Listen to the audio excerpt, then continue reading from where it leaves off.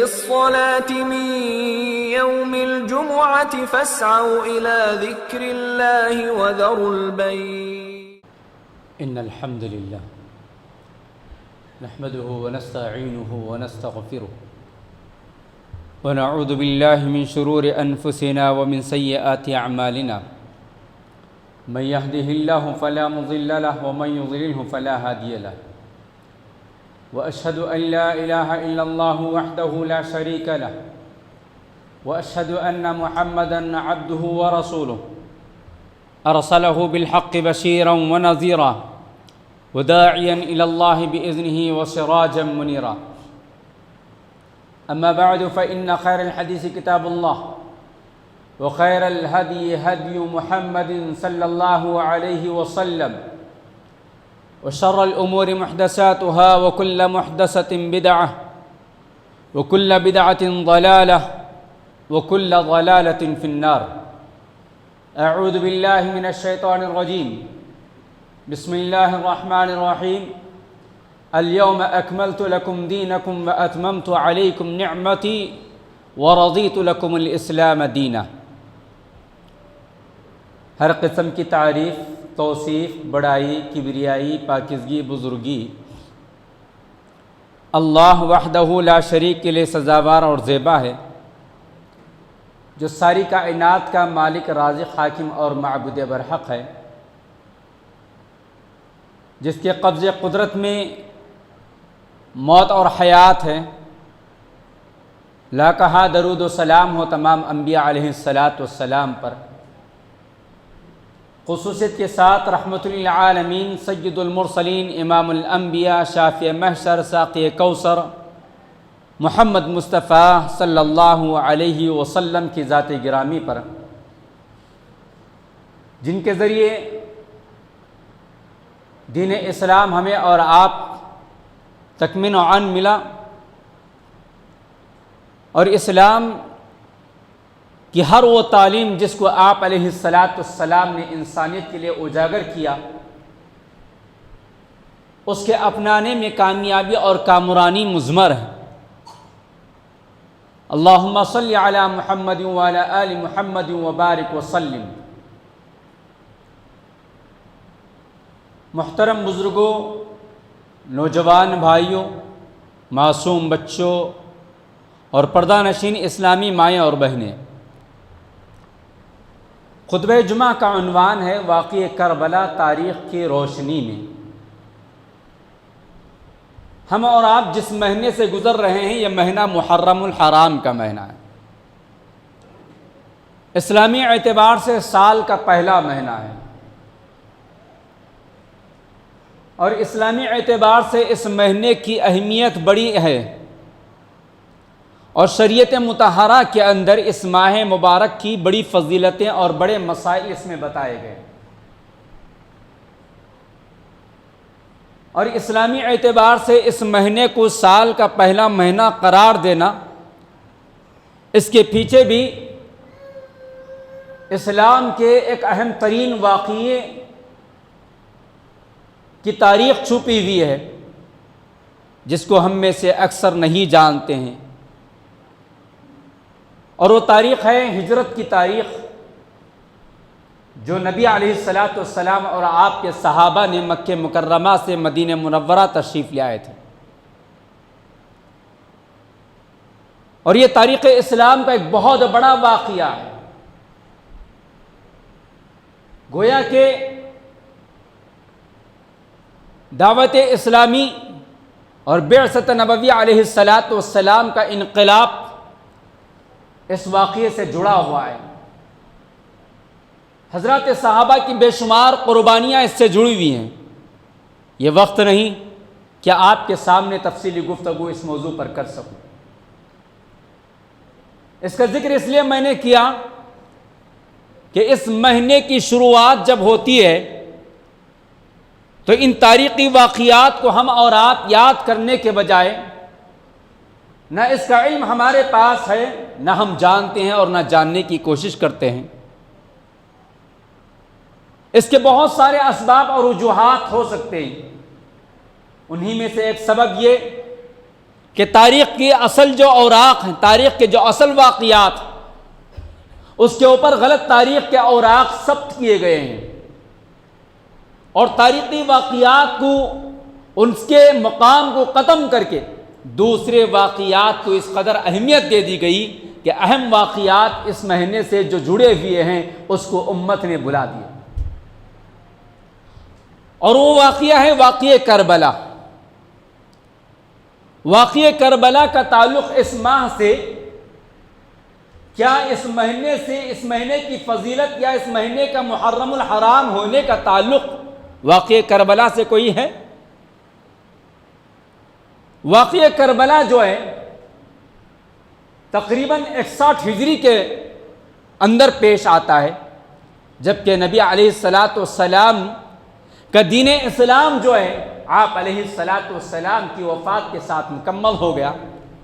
قرآن نے گواہی دی الیوم اکملت لکم دینکم واتممت علیکم نعمتی ورضیت لکم الاسلام دینا، کہ آج کے دن تمہارا دین اسلام مکمل ہو گیا ہے اور میں نے تمہارے لیے دین اسلام کو پسند کیا اور اسی پر میں نے اپنی رضامندی کا اظہار کیا۔ یہ اللہ تبارک و تعالیٰ کا فرمان ہے۔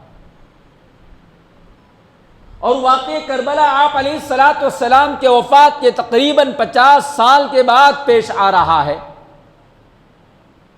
اور یہ محرم کی فضیلت اور محرم کے مسائل آپ علیہ السلام اپنی حیات طیبہ کے اندر اور اپنی حیات مبارکہ کے اندر بتا دیا تھا۔ تو اس اعتبار سے بھی یہ بات واضح ہو جاتی ہے کہ محرم الحرام کا مقام یا اس کی فضیلت واقعہ کربلا سے کسی بھی طرح جڑا ہوا نہیں ہے۔ واقعہ کربلا کی حقیقت بتانے سے پہلے اس ماہ مبارک کے اندر واقعہ کربلا کی وجہ سے تقریباً آج 1400 سال گزر رہے ہیں، امت نے واقعہ کربلا کے مختلف رسومات اور بدعات کو اس ماہ مبارک کے اندر ایجاد کر لیا۔ اس مہینے کے اندر نہ جانے کتنے قسم کے، کتنی اقسام کے بدعات اور خرافات شیعیت کے ذریعے اہل السنہ والجماعہ کے اندر داخل ہو گئے، اور آج مسلمانوں کا ایک بڑا طبقہ اس کے پیروکار ہے۔ ایک جانب اس مہینے کو ماتم کا مہینہ بنا لیا، ایک جانب اس مہینے کو غم کا مہینہ بنا لیا، اس مہینے کو نحوست کا مہینہ سمجھ گیا، اس مہینے کو مختلف قسم کے واقعات سے جوڑ دیا گیا۔ کہیں شادی بیاہ نہیں ہوتی ہے، کہیں میاں بیوی ایک جگہ نہیں رہ سکتے ہیں، مختلف رسومات اس کے اندر داخل ہو گئے۔ بیوی اپنے گھر کے اندر نہیں رہ سکتے ہیں، میکے چلے جانا پڑتا ہے۔ نہ جانے کیسی رسم و رواج اس مہینے کے اندر گھڑ لی گئی ہے۔ ناچ گانا بجانا اور بیجا اسراف، روڈوں کو بلاک کر دینا، جلوس نکالا جانا، تعزیہ نکالا جانا، علم جس کو کہا جاتا ہے اس کا نکالا جانا، یہ ساری کی ساری چیزیں جو ہے اس مہینے کے اندر اس واقعے کے ذریعے گھس آئی،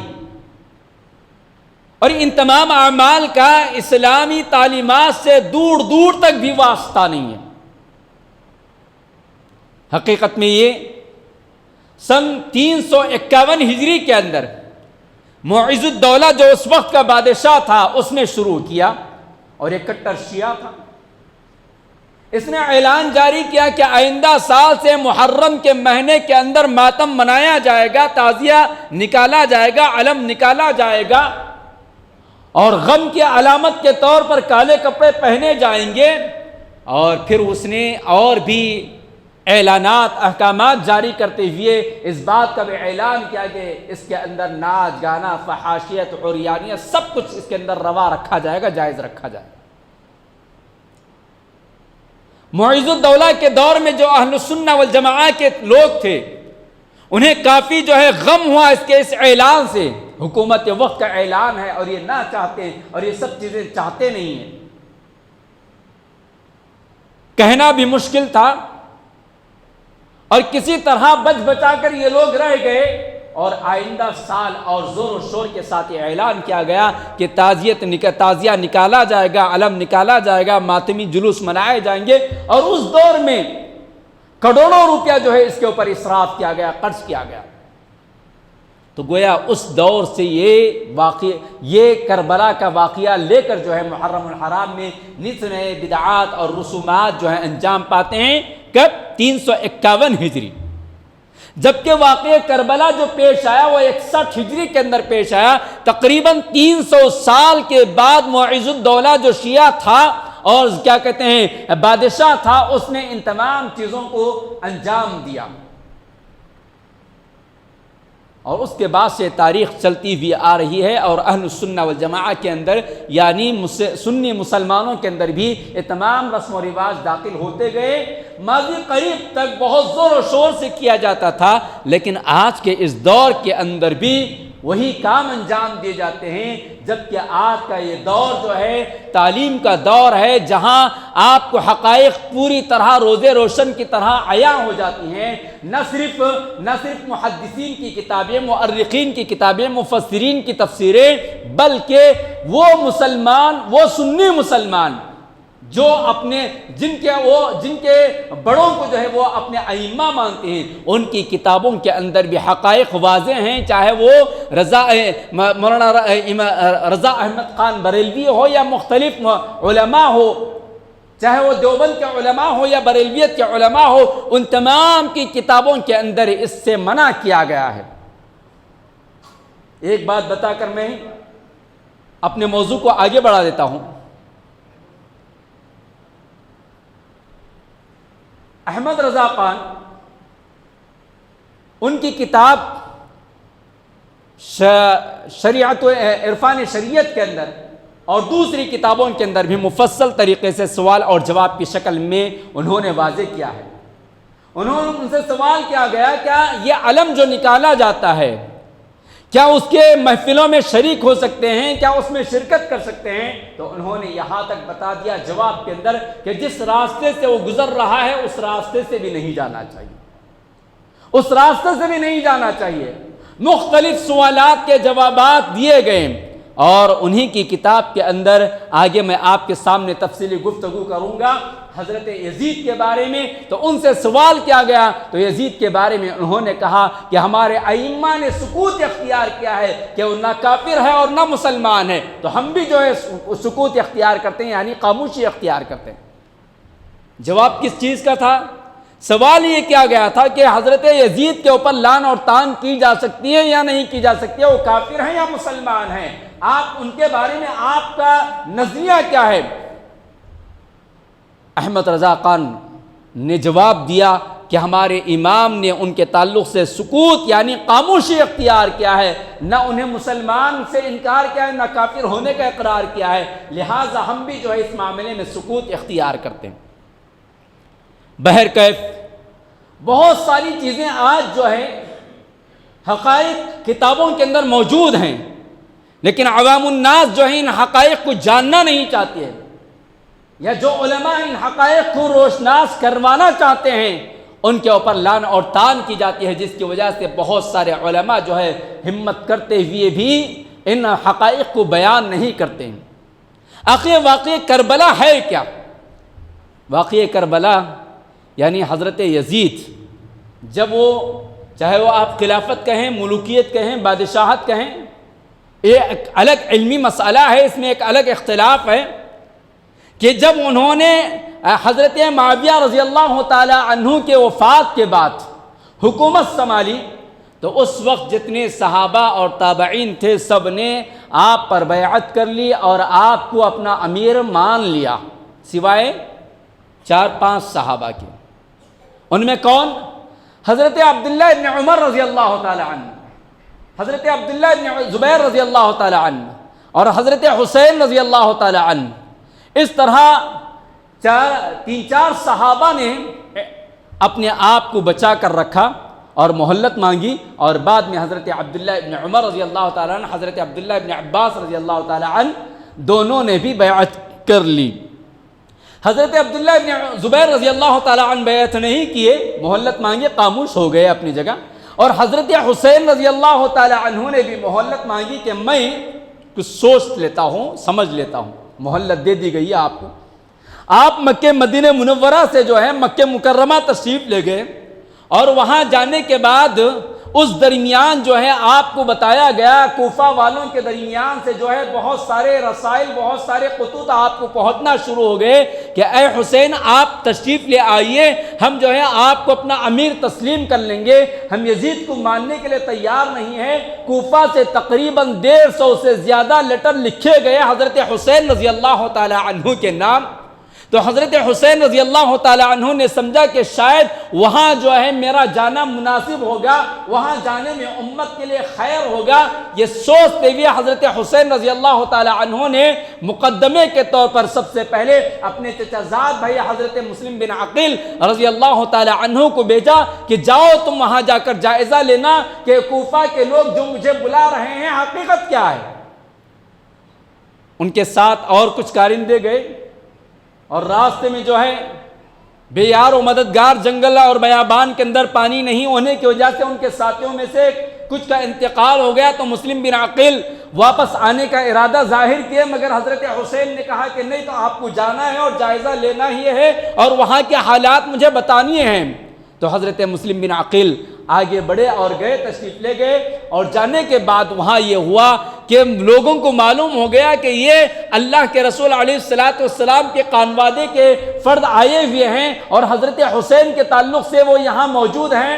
تو لوگ جو ہے بظاہر آتے گئے اور حضرت حسین رضی اللہ تعالی عنہ کے حق میں بیعت کرتے گئے۔ اس طرح 12,000 کی تعداد ہو گئی، 12,000 کی تعداد ہو گیا۔ اور اس وقت کوفہ کے جو گورنر تھے نعمان بن بشیر جو ہے، انہیں اطلاع ملی کہ اس طرح کا یہ واقعہ ہو رہا ہے یزید کے خلاف۔ نعمان بن بشیر جو ہے خاموشی اختیار کیے، نرم گوشہ اختیار کر رہے تھے، اور اس چیز کی اطلاع حضرت یزید کے پاس پہنچائی گئی۔ میں آگے آپ کو ذکر کروں گا کہ میں لفظ یزید کے ساتھ حضرت کیوں جوڑ رہا ہوں، تاکہ آپ کے ذہنوں اور دل و دماغ کے اندر کسی قسم کا کوئی شائبہ نہ ہو۔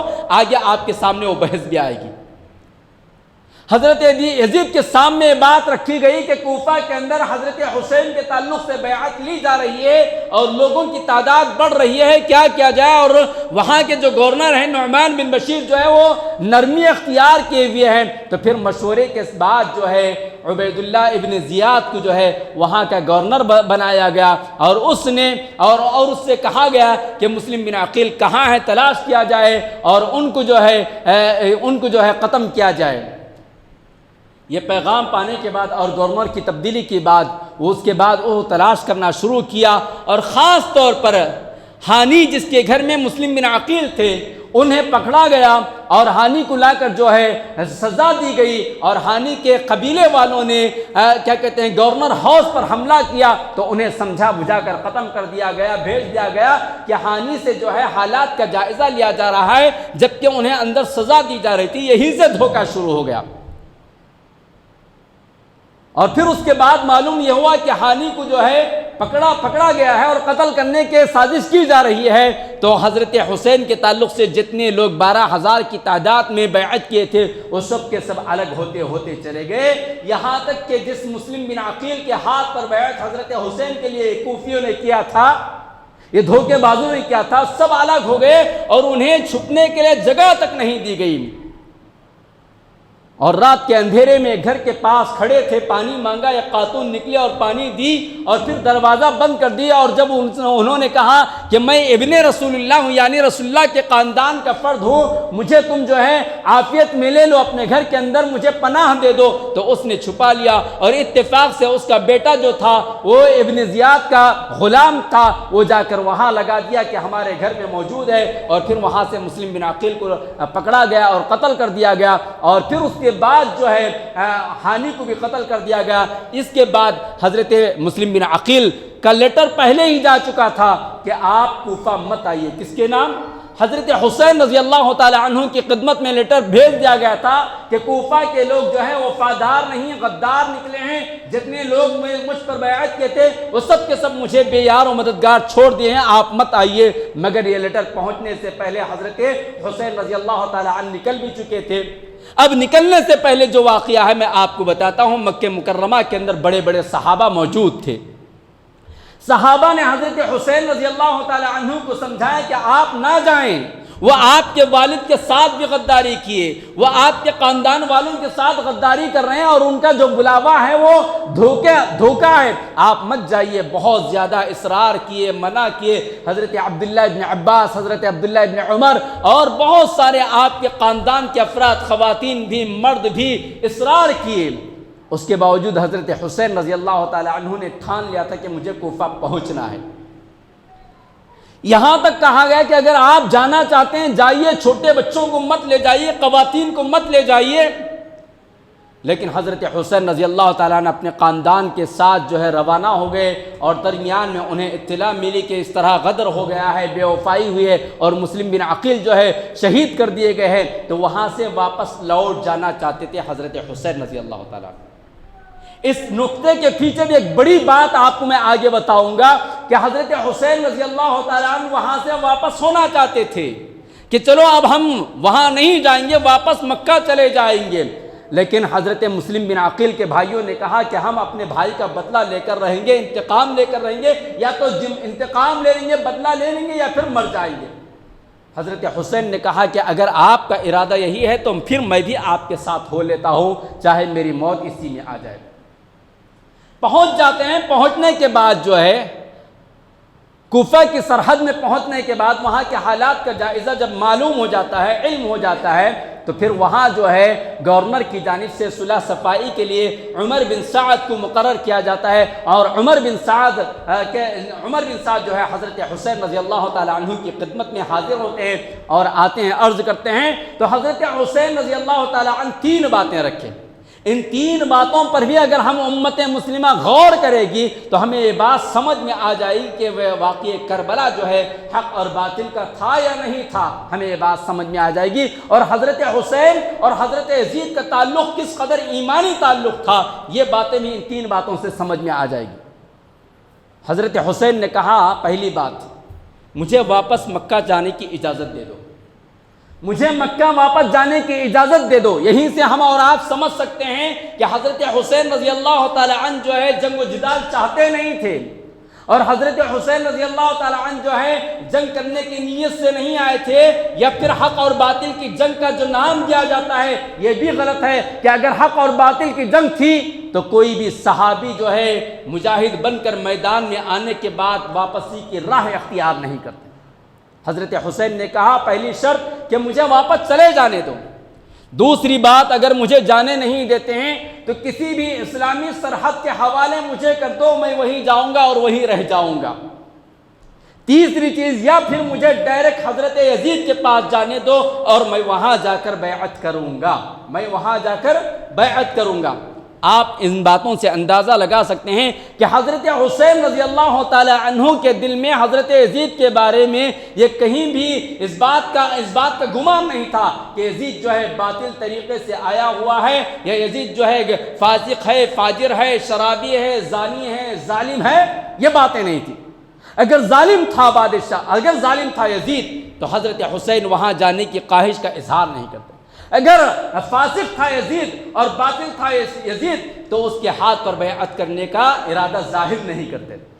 لیکن عمر بن سعد کی ان تینوں مصلحت فارمولے کو جب گورنر کے سامنے پیش کیا گیا، عبید اللہ ثقفی کے سامنے، تو اس نے ماننے سے انکار کر دیا کہ نہیں، یزید کے اوپر بیعت کرنے سے پہلے میرے ہاتھ پر بیعت کرے، اور پھر یہاں قید ہو کر رہے۔ اور حقیقت میں یہ کون تھا یہ گورنر؟ یہ کوفہ والوں کا ہی گورنر تھا، اور کوفہ ہی کا آدمی تھا، اور ان کے رگ رگ میں جو ہے بے وفائی اور غداری لکھی ہوئی ہے۔ نتیجے میں وہاں جنگ ہوئی اور یہ واقعہ پیش آیا۔ انا للہ و انا الیہ راجعون، یہی مومنوں کی صفات بتائے گئے۔ سورہ بقرہ اٹھائیے، اذا اصابتهم مصیبہ قالوا انا للہ و انا الیہ راجعون۔ یہاں تک کہ مومنوں کو حق ہے کہ جب بھی کوئی واقعہ پیش آتا ہے، کوئی غم لائق ہوتا ہے، تو انا للہ و انا الیہ راجعون کہے گا۔ اور جامع شہادت نوش کرنا یہ بڑی فضیلت کی بات ہے، بڑا اونچا مقام ہے۔ آپ علیہ الصلوۃ والسلام نے شہادت کی فضیلتیں 12 بتائی ہیں، اور حضرت حسین کے بارے میں آپ نے پہلے ہی بتا دیا تھا، اور حضرت عمر رضی اللہ تعالی عنہ کی شہادت بھی جو ہے یکم محرم ہی کو ہوئی تھی، اور اس کے علاوہ بھی بہت سارے صحابہ کی شہادتیں ہوئی کہ تمام صحابہ کی شہادت کا یوم ماتم منایا گیا۔ سید الشہداء حضرت حمزہ رضی اللہ تعالی عنہ، جو آپ کے چچا ہی نہیں بلکہ آپ کے محبوب ترین چچا تھے، اور آپ کو بڑا غم لاحق ہوا، حضرت حمزہ کو آپ علیہ السلام نے سید الشہداء کا لقب دیا۔ حضرت حمزہ کی شہادت جنگ احد میں ہوئی تو آپ علیہ السلام کی زندگی کے اندر بھی کئی مرتبہ وہ سال آیا، وہ دن آیا، لیکن یوم شہادت یا یوم ماتم نہیں منایا گیا۔ یہ واقعہ پیش آنے کے بعد حضرت حسین رضی اللہ تعالی عنہ اور آپ کے خانوادے کو اور آپ کے خاندان والوں کو یزید کے دربار میں پیش کیا گیا۔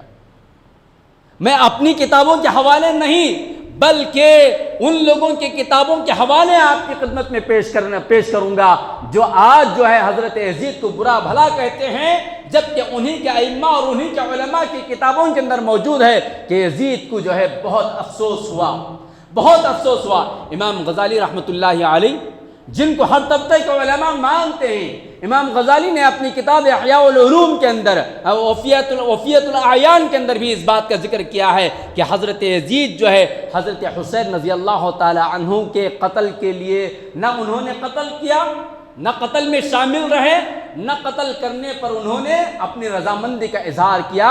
یہ امام غزالی رحمۃ اللہ علیہ کا آپ کو جو ہے قول ملے گا وفیت الاعیان کتاب کے اندر بھی، اور ان کی اپنی کتاب کیا بولتے ہیں ان کے اور دوسری کتابوں کے اندر بھی یہ تذکرہ ملے گا، بار بار ملے گا کہ حضرت حسین کے قتل میں نہ یزید کا ہاتھ تھا، نہ یزید شامل تھے، نہ حضرت حسین کے قتل سے وہ رضامندی تھے، بلکہ یہاں تک لکھا گیا ہے کہ حضرت یزید نے کہا کہ میں کوفہ والوں سے بغیر قتل کے، بغیر خون و خرابے کے بھی جو خوش ہو جاتا تھا، انہیں سب کچھ کر کر مجھے خوش کرنے کی ضرورت بھی نہیں تھی، میں تو ان تمام چیزوں سے خوش نہیں ہوں۔ اس کے آنکھوں سے آنسو جاری ہو گئے، اور وہ آل بیت کے ساتھ جو ہے اچھا سلوک، ان کی خواتین کو اور ان کے بچوں کو جو ہے رکھنے کا انتظام کیا، اور اس کے بعد جو ہے بہت سارے تحفے اور تحائف دے کر وہ جہاں جانا چاہتے تھے وہاں بھیج دیا گیا۔ ایک خطبے کے اندر اور مختصر سے اس موقع پر تاریخی حوالوں کے ساتھ پوری گفتگو نہیں کی جا سکتی، ایک طویل موضوع اور حقیقی موضوع ہے۔ بہت سارے جو ہیں مظلوم شخصیتیں اس تاریخ سے گزری ہیں، انہی مظلوم شخصیتوں میں سے ایک جو ہے مظلوم شہادت پانے والے حضرت حسین بھی ہیں، اور دوسری جانب تاریخ کا مظلوم ترین شخص جو ہے وہ حضرت یزید بھی ہیں۔ حضرت یزید کا آپ علیہ السلام کے ساتھ رشتہ کسی کو معلوم؟ حضرت یزید ہے کون؟ حضرت یزید آپ علیہ السلام کے سالے یعنی نسبتی برادر حضرت معاویہ رضی اللہ تعالی عنہ کے بیٹے، رشتے میں کیا لگتے ہیں؟ نبی علیہ السلام پھوپا لگتے ہیں آپ علیہ السلام کے، اور نتیجے میں جہاں حضرت یزید کو گالی گلوچ کرتے ہیں، حضرت یزید پر لعن و طعن کرتے ہیں، وہیں پر حضرت معاویہ رضی اللہ تعالی عنہ جیسے جلیل القدر صحابی کے اوپر بھی لعن و طعن کرتے ہیں۔ اور یہی معیز الدولہ نے مسجد کے دروازے پر لکھ دیا تھا لعنتی کلمات حضرت معاویہ رضی اللہ تعالی عنہ کی شان میں۔ حضرت یزید کے بارے میں نبی علیہ السلام کی کوشچن گوئی میں آپ کو سناتا ہوں۔ نبی علیہ السلام نے فرمایا تھا کہ جو بھی قسطنطنیہ کے اوپر سب سے پہلا لشکر جائے گا اور وہاں جہاد کرے گا اور قسطنطنیہ کے جنگ میں شامل ہوگا، ان تمام کے حق میں نبی نے فرمایا ہم مغفور لہم، کہ اللہ تبارک و تعالیٰ نے ان سب کی مغفرت فرمائی، ان سب کی مغفرت فرما دی ہے۔ مغفور لہم کہا آپ علیہ السلام نے۔ قسطنطنیہ پر سب سے پہلا اسلامی لشکر جو جائے گا اور حملہ کرے گا اور وہاں کامیابی پائے گا، اور اس لشکر کے اندر جتنے صحابہ ہو، تابعین ہو، جو بھی ہو، ان سب کے اللہ تبارک و تعالی نے مغفرت فرما دی ہے۔ اور یہ واقعہ سن 51 ہجری یعنی 51 ہجری کے اندر پیش آیا حضرت معاویہ رضی اللہ تعالی عنہ کے دور میں، اور اس لو اور لشکر کا جو امیر تھا، جو سپہ سالار تھا، وہ کون تھا؟ حضرت یزید تھے۔ اور اس لشکر کے اندر کون کون شریک تھے؟ اس لشکر کے اندر بڑے بڑے جلیل القدر صحابہ موجود تھے، حضرت ابو ایوب انصاری رضی اللہ تعالی عنہ، حضرت عبداللہ ابن عمر رضی اللہ تعالی عنہ، حضرت عبداللہ ابن زبیر رضی اللہ تعالی عنہ، حضرت عبداللہ ابن عباس رضی اللہ تعالی عنہ۔ اتنا ہی نہیں بلکہ حضرت حسین رضی اللہ تعالی عنہ بھی اس لشکر کے اندر موجود تھے، سبحان اللہ۔ کس کے ماتحت میں؟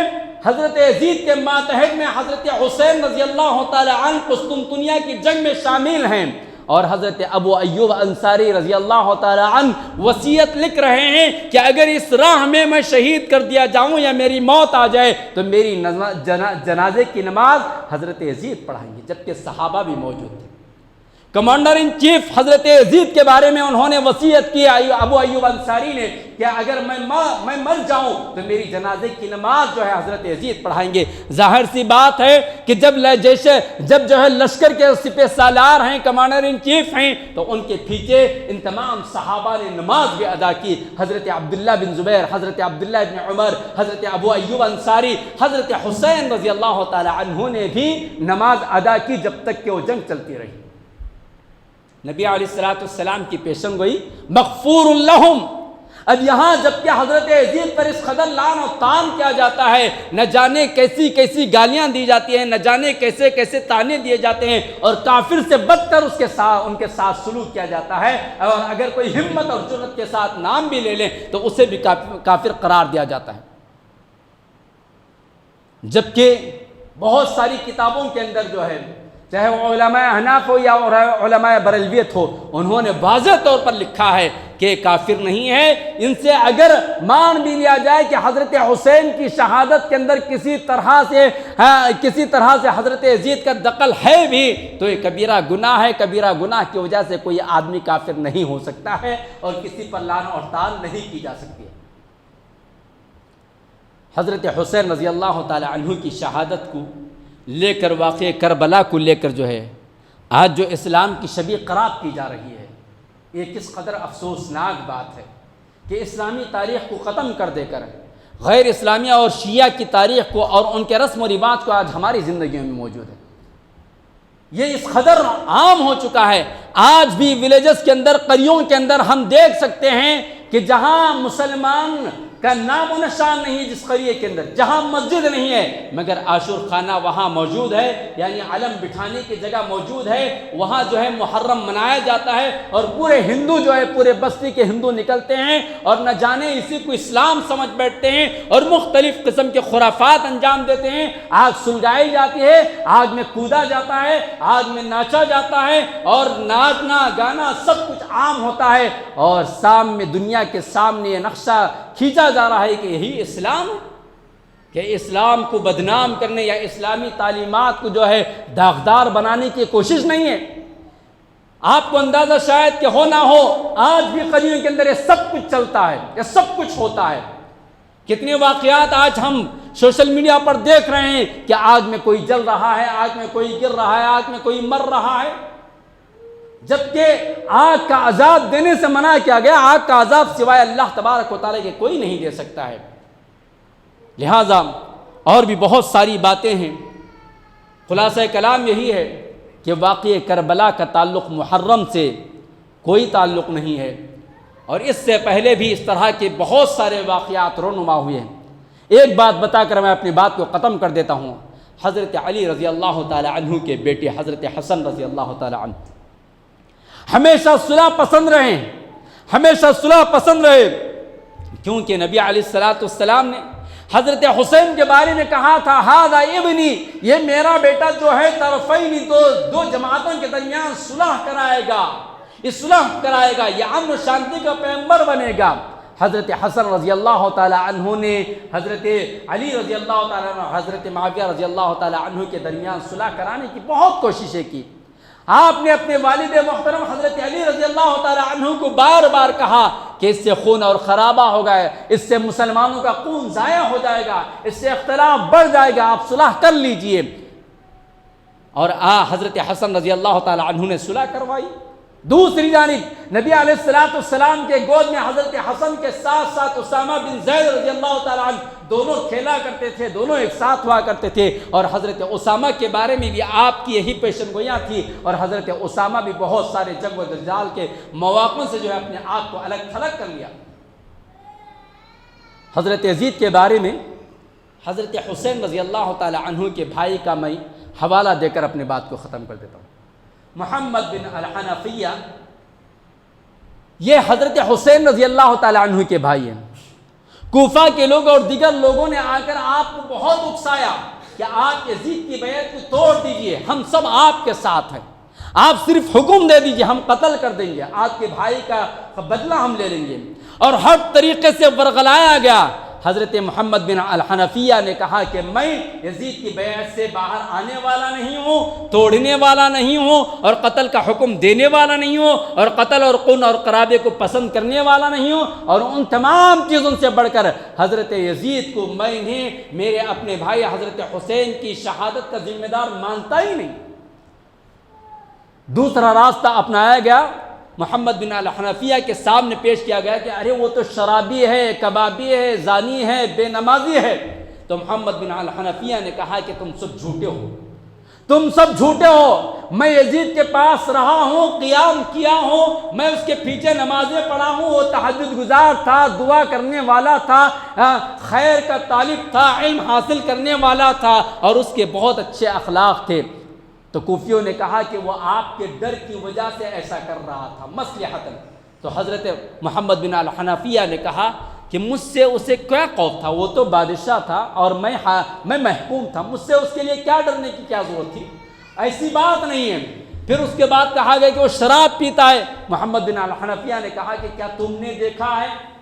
اگر دیکھے ہو تو تم بھی اسی طرح ہو، تم بھی پینے والے ہو، تم بھی کھانے والے ہو۔ انہوں نے کہا کہ ہم نے تو ایسا دیکھا نہیں ہے۔ تو پھر انہوں نے کہا کہ بغیر دیکھے ہوئے کی شہادت قابل قبول نہیں ہے۔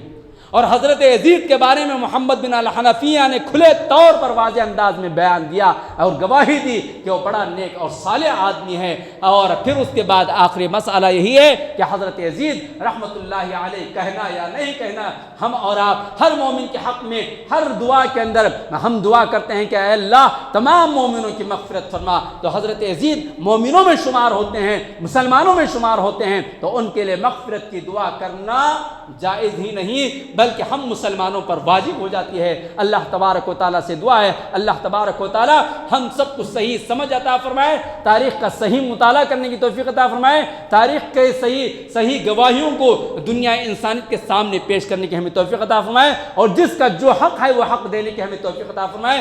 حضرت حسین کی شان جو ہے وہ شان باقی رکھنے، اور حضرت یزید کا جو مقام ہے اس مقام کو باقی رکھنے کی ہمیں توفیق عطا فرمائے۔ اس بہانے سے امت میں جتنے غلط رسم و رواج در آئے ہیں اے اللہ اس کو دور کرنے کی ہمیں توفیق عطا فرمائیے۔ اے اللہ بدعات سے، خرافات سے، رسم و رواج سے بچتے ہوئے تیرے نبی کی سنت پر عمل کرنے والا ہمیں بنا دے۔ اے اللہ مسلمانوں کے درمیان سے شرک اور بدعات اور خرافات کے جو رسم و رواج چل پڑے ہیں، اے اللہ اس تعزیے کے وجہ سے جو شرک انجام پا رہا ہے، اے اللہ اس کو ختم فرما دیجئے۔ اے اللہ ہم سب کو نیک اور صحیح توفیق عطا فرمائیے۔ اللہم ارنا الحق حقا وارزقنا اتباعہ، اللهم أرنا الحق حقا وارزقنا اتباعه، اللهم أرنا الباطل باطلا وارزقنا الاجتناب، آمين يا رب العالمين۔ بارك الله لنا ولكم في القرآن العظيم ونفعنا وإياكم بالآيات والذكر الحكيم، إنه تعالى جواب ملك بر رؤوف رحيم ورب حليم۔